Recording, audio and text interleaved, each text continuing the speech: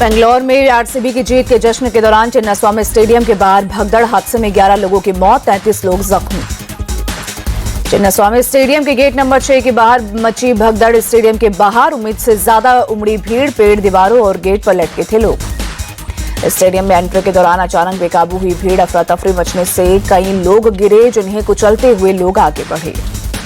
बेंगलुरु के चिन्नास्वामी स्टेडियम के बाहर का आया वीडियो, भगदड़ वाली जगह पर लगा जूते चप्पलों का अंबार। सीएम सिद्धारमैया ने हादसे की न्यायिक जांच के दिए आदेश, 15 दिन में मांगी रिपोर्ट। मारे गए लोगों के परिवार को 10-10 लाख रुपए के मुआवजे का ऐलान किया। कर्नाटक के सीएम सिद्धारमैया ने क्रिकेट संघ पर फोड़ा ठिकरा, कहा चिन्नास्वामी स्टेडियम क्रिकेट संघ का है, किसी को उम्मीद नहीं थी कि 2 से 3 लाख से ज्यादा लोग स्टेडियम में आ जाएंगे। सीएम सिद्धारमैया ने हादसे की महाकुंभ से की तुलना, कहा कुंभ मेले में हुई भगदड़ में 55 से 60 लोग मर गए, लेकिन मैंने उस वक्त कोई टिप्पणी नहीं की। सीएम सिद्धारमैया ने बीजेपी पर साधा निशाना, कहा मैं इस घटना को डिफेंड नहीं करना चाहता, लेकिन बीजेपी हादसे पर राजनीति कर रही है। सीएम सिद्धारमैया ने अस्पताल में जाकर घायलों से की मुलाकात, पीड़ित परिवारों को हर संभव मदद और घायलों के फ्री इलाज का दिया भरोसा। डिप्टी सीएम के शिव कुमार बोले, हादसे के लिए पुलिस दोषी नहीं, उम्मीद से ज्यादा भीड़ आने के चलते हादसा हुआ। उपराष्ट्रपति जगदीप धनखड़ ने बेंगलोर हादसे पर जताया दुख, ट्वीट कर पीड़ित परिवारों के प्रति संवेदना जताई, घायलों के जल्द स्वस्थ होने की कामना की। पीएम मोदी ने हादसे में मारे गए लोगों के परिवार के प्रति जताई संवेदना, घायलों के जल्द रिकवर होने की कामना की। राहुल गांधी ने भी बेंगलोर हादसे को बताया दर्दनाक, कहा कर्नाटक सरकार पीड़ितों की हर संभव मदद करे। कांग्रेस चीफ मल्लिकार्जुन खड़गे ने हादसे पर जताया दुख, राज्य सरकार से सेफ्टी प्रोटोकॉल की समीक्षा करने को कहा। बीजेपी ने कांग्रेस सरकार को घेरा, प्रहलाद जोशी बोले बदइंतजामी की वजह से भगदड़, कांग्रेस सरकार ने कोई प्लानिंग नहीं की थी। कर्नाटक बीजेपी अध्यक्ष बीवाई विजयेंद्र बोरिंग और लेडी कर्जन अस्पताल पहुंचे, भगदड़ में घायल हुए लोगों से की मुलाकात। घायलों से मिलने के बाद बीवाई विजयेंद्र का अटैक, कहा भगदड़ के लिए राज्य सरकार जिम्मेदार। Deputy CM DK Shivakumar का बीजेपी पर पलटवार, कहा वो सिर्फ आरोप और राजनीति करने के लिए है। Karnataka deputy CM DK Shivakumar ने कैबिनेट बैठक के अलावा सभी कार्यक्रम स्थगित करने का ऐलान किया, कहा विश्व पर्यावरण दिवस के समारोह में भी रद्द किए। केंद्रीय मंत्री जी किशन रेड्डी ने बेंगलोर हादसे को बताया राज्य सरकार की नाकामी, कहा सभी को पता था कि आज फैंस वहां जाएंगे, लेकिन वहां सुरक्षा व्यवस्था और यातायात प्रबंधन नहीं था। आईपीएल चेयरमैन अरुण धूमल ने हादसे को बताया दुर्भाग्यपूर्ण, कहा हमें इस आयोजन की कोई जानकारी नहीं थी, भविष्य में ऐसे आयोजन की योजना बनती है तो उचित इंतजाम होना चाहिए। विराट कोहली ने सोशल मीडिया पर आरसीबी का बयान पोस्ट कर हादसे पर जताया अफसोस, लिखा मेरे पास कहने के लिए शब्द नहीं है, पूरी तरह से टूट गया हूं। बेंगलोर हादसे पर दिग्गज क्रिकेटर सचिन तेंदुलकर ने जताया दुख, ट्वीट कर लिखा बेंगलोर के चिन्नास्वामी स्टेडियम में जो हुआ वो बेहद दुखद है, मेरी संवेदनाएं हर पीड़ित परिवार के साथ है। बीसीसीआई सचिव देवजीत सैकिया ने हादसे को बताया दुखद, कहा जश्न की बेहतर होनी चाहिए तैयारियां। बेंगलोर हादसे पर आरसीबी के प्रवक्ता की आई प्रतिक्रिया, कहा फैंस ने इस कप के लिए 18 साल तक इंतजार किया, हमें उनकी भावनाओं को समझना होगा। Bangalore city police commissioner B Dayanand ने भगदड़ वाली जगह का किया दौरा, हादसे के बाद के हालात पर एक्शन लिया। शशि थरूर ने वॉशिंगटन से पाकिस्तान को दी चेतावनी, कहा जब तक पाकिस्तान आतंकवाद की भाषा का इस्तेमाल करेगा, हम ताकत की भाषा का इस्तेमाल करेंगे। शशि थरूर ने राहुल गांधी के सरेंडर वाले बयान पर भी दिया जवाब, कहा हमें किसी तीसरे पक्ष की जरूरत नहीं, हमने अमेरिका को बता दिया था, जैसे ही पाकिस्तान रुकेगा हम रुकने के लिए तैयार हैं। शशि थरूर ने वॉशिंगटन के प्रेस क्लब में कहा पाकिस्तान ने गैर जिम्मेदाराना तरीके से नागरिक क्षेत्र पर हमला किया, जिसका हमें जवाब देना ही था।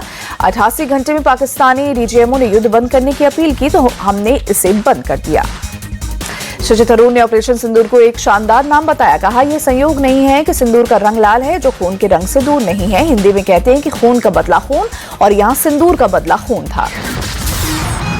शशि थरूर ने कहा पहलगाम हमले में महिलाओं के माथे का सिंदूर मिटा दिया गया था और हम सिंदूर मिटाने की उसी भयावह घटना का बदला लेना चाहते हैं। अमेरिका के वॉशिंगटन डीसी में कांग्रेस सांसद शशि थरूर के नेतृत्व में ऑल पार्टी डेलीगेशन और सदन की विदेश मामलों की समिति के साथ मीटिंग, कई मुद्दों पर हुई चर्चा। विदेश मामलों की समिति के साथ मीटिंग के बाद बोले शशि थरूर, कहा आतंकवादी हमलों की निंदा करने और भारत की आत्मरक्षा के अधिकार की रक्षा करने के दौरान समर्थन के लिए आभारी हैं। कांग्रेस सांसद शशि थरूर बोले, हमने व्यापार, अर्थव्यवस्था, छात्र वीजा और संबंधों पर चर्चा की। बैठक में दोनों पक्षों के लोग इस रिश्ते को और ज्यादा मजबूत और प्रभावी होते देखना चाहते हैं। बिलावल भुट्टो के शांति डेलीगेशन के बयान पर तेजस्वी सूर्य का पलटवार, कहा उनका खुद को शांति डेलीगेशन बताना ऐसा है जैसे शैतान धर्म ग्रंथ का हवाला दे रहा है। AIMIM चीफ असदुद्दीन ओवैसी ने राहुल गांधी के सरेंडर वाले बयान से किया किनारा, कहा राहुल को कैसे समझाना है ये कांग्रेस के नेता सोचे। मैं तो संसद सत्र में पहलगाम हमले और सीजफायर पर सवाल जरूर करूंगा। राहुल गांधी के सरेंडर वाले बयान पर बीजेपी हमलावर, कहा जो पाकिस्तान ने नहीं कहा वो राहुल गांधी ने कहा। देश के कैलेंडर में भरा पड़ा है कांग्रेस का सरेंडर। राहुल गांधी पर जमकर बरसे जेपी नड्डा, कहा सेना के शौर्य को सरेंडर कहना देश का अपमान। जेपी नड्डा ने कहा राहुल गांधी का बयान देशद्रोह से कम नहीं, पाकिस्तान के पीएम में भी ऐसा बयान देने की हिम्मत नहीं। ऑपरेशन सिंदूर के बाद पीएम मोदी की अध्यक्षता में केंद्रीय मंत्रिपरिषद की पहली बैठक, पीएम ने स्वदेशी हथियारों की ताकत पर दिया जोर, कहा इस ऑपरेशन में स्वदेशी हथियारों ने अपनी ताकत एवं क्षमता साबित की। पीएम मोदी ने मंत्रिपरिषद से ऊंचे लक्ष्य रखने और लक्ष्य को प्राप्त करने के लिए तेजी से काम करने को कहा। साथ ही मेक इन इंडिया हथियार को बताया सरकार की प्राथमिकता। मंत्रिपरिषद की बैठक में राष्ट्रीय सुरक्षा और जल नीति सहित तत्कालिक और दीर्घकालिक रणनीति एजेंडे की रूपरेखा तय की गई। सरकार की उपलब्धियों को जनता तक पहुंचाने पर भी चर्चा हुई। विश्व पर्यावरण दिवस के मौके पर आज पीएम मोदी भगवान महावीर वनस्थली पार्क में एक पेड़ मां के नाम पहल के तहत लगाएंगे बरगद का पेड़। 200 इलेक्ट्रिक बसों को भी दिखाएंगे हरी झंडी। देश में 2 चरणों में होगी जाति जनगणना। पहाड़ी इलाकों में अक्टूबर 2026 से शुरू होगा कास्ट सेंसस। मैदानी राज्यों में 1 मार्च 2027 से जनगणना। इसी महीने 16 जून को जाति जनगणना की अधिसूचना होगी जारी, गृह मंत्रालय ने दी जानकारी। कांग्रेस नेता इमरान मसूद ने जाति जनगणना को बताया देश की जरूरत, कहा तेलंगाना के मॉडल पर जनगणना होनी चाहिए। आरजेडी नेता तेजस्वी यादव ने जातिगत जनगणना को लेकर बीजेपी पर साधा निशाना, कहा बिहार चुनाव को देखते हुए इन लोगों ने घोषणा की है। हमारे दबाव और पुरानी मांग को लेकर इन्होंने इसे कैबिनेट से पास कराया है। 21 जुलाई से शुरू होगा संसद का मानसून सत्र, 12 अगस्त तक चलेगी कार्यवाही। संसदीय कार्य मंत्री किरेन रिजिजू ने दी जानकारी। जस्टिस यशवंत वर्मा पर महाभियोग लाने के प्रस्ताव पर बोले किरेन रिजिजू, सभी दलों से आम सहमति बनाने की कोशिश हो रही है। महाराष्ट्र में आदित्य ठाकरे के सभी दलों के साथ आने की अपील पर AIMIM ने दिए सकारात्मक संकेत। विधायक मुफ्ती इस्माइल ने कहा विकास के मुद्दे पर बात कर सकते हैं। बंगाल चुनाव से पहले कांग्रेस को झटका, पूर्व विधायक शंकर मालाकार TMC में शामिल, कहा बीजेपी से सिर्फ तृणमूल ही लड़ सकती है।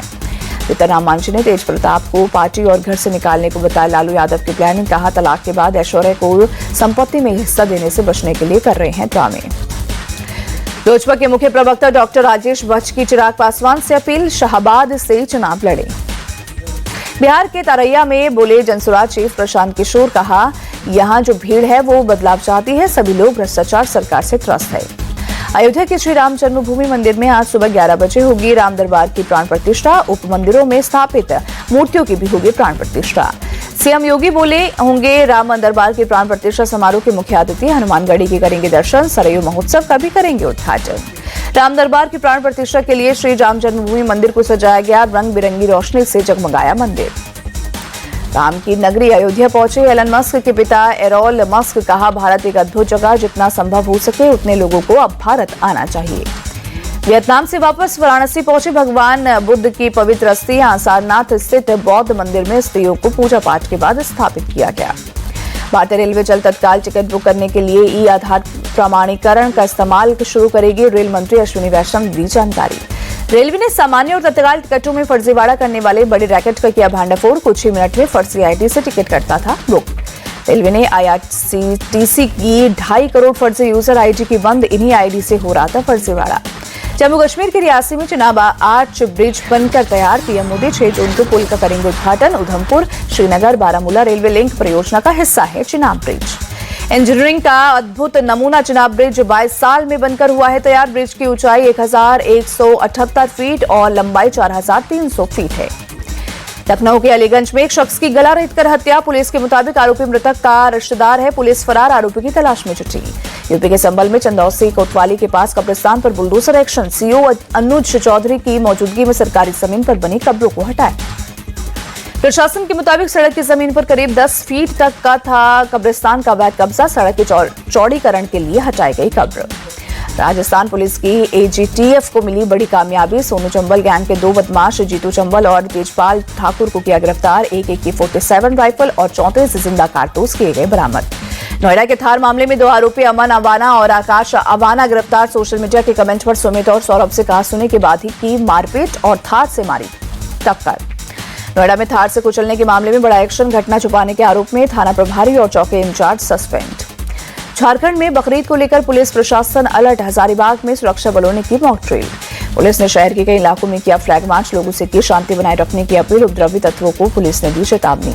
बकरीद को देखते हुए लखनऊ में भी पुलिस प्रशासन अलर्ट। डीसीपी सेंट्रल के नेतृत्व में हजरतगंज इलाके में निकाला गया फ्लैग मार्च। असम के मरीगांव में पोबितोरा वन्यजीव अभयारण्य के 60% हिस्से में भरा पानी। बाढ़ से जानवरों की सुरक्षा पर खतरा। इम्फाल में भारी बारिश के बाद बाढ़ के हालात। शहर के कई इलाकों में पानी भरने से लोगों की बड़ी परेशानी। बाढ़ से प्रभावित इलाकों की ड्रोन तस्वीरें आई सामने। ओडिशा के बालासोर में तेज हवा के साथ बारिश। कई इलाकों में भरा पानी और बारिश ने बढ़ाई लोगों की परेशानी। असम के सिलचर में बाढ़ के हालात। लोगों के घरों में घुसा पानी। पशु और जरूरी सामान लेकर ऊंची सड़कों पर लोगों ने बनाया अस्थायी आशियाना। सिक्किम में लैंडस्लाइड के बाद लापता 6 लोगों की तलाश जारी है। एनडीआरएफ के जवान लोगों की तलाश में जुटे। अब तक 3 लोगों के शव बरामद। लैंडस्लाइड प्रभावित इलाकों में कई टूरिस्ट फंसे। सेना के जवानों ने बनाया टेम्पररी रास्ता। सेना टूरिस्टों को सुरक्षित पहुंचाने में जुटी। भारत में कोरोना के 4,302 एक्टिव केस। पिछले 24 घंटे में 864 नए केस मिले। दिल्ली में अब तक कोरोना के 457 एक्टिव केस आए सामने। एक महिला की हुई मौत। महाराष्ट्र में कोरोना के 105 नए केस आए सामने। 3 लोगों की हुई मौत। राज्य में एक्टिव केस की तादाद 526 तक पहुंची। भारतीय क्रिकेट टीम के गेंदबाज कुलदीप यादव ने अपनी बचपन की दोस्त वंशिका से की सगाई। लखनऊ के होटल में एक एंगेजमेंट सेरेमनी हुई। क्रिकेटर रिंकू सिंह अपनी होने वाली पत्नी और सपा सांसद प्रिया सरोज के साथ कुलदीप को बधाई देने पहुंचे। 8 जून को लखनऊ में प्रिया सरोज और रिंकू सिंह की रिंग सेरेमनी होगी।